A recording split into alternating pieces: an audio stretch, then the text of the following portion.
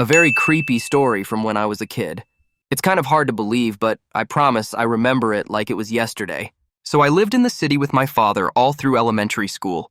But for sixth grade, I was moving about 30 minutes away to my mother's in a small town I had never been to before. My mother had just recently moved there.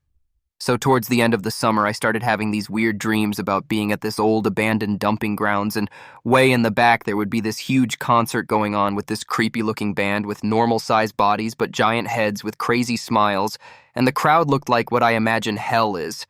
Just tons of people screaming in pain and moving really weird. And I always tried to get a closer look, but eventually would always be seen by the band. They would all snap their heads right at me, and the music would abruptly stop, and I would wake up from the nightmare immediately after this. So I had this dream like twice a week for about a month, and it always freaked me out. But I just figured it was a weird dream that I kept having. So then I moved to this small town and felt out of place immediately.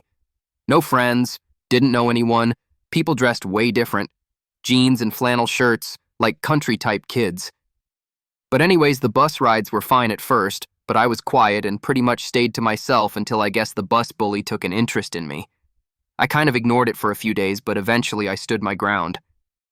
I had been in plenty of fights in like 4th and 5th grade because it was a pretty rough city I lived in, New Haven, CT. But anyways, so someone mentioned, why don't you two fight? I agreed because I figured it was the only option, really. It's all I knew anyways, but didn't want to fight on the bus and get in trouble. And a kid at the same bus stop as me mentioned up the road a little is where everyone goes to fight after school if there ever is a fight. So that day I got off at my stop with this kid and a few others. The kid I was fighting was the next stop. We met up at this place that was locked by a fence, and it was just looked like an overgrown field with a rocky driveway. There was about 10 of us that walked up there, and it immediately looked strange and oddly familiar. Once we got to the top of hill, I noticed the only grown-over trash piles, and the kid said it was an old abandoned dumping ground.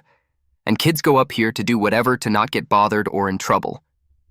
I knew from looking it was the same exact place from my dream. Part 2 is released.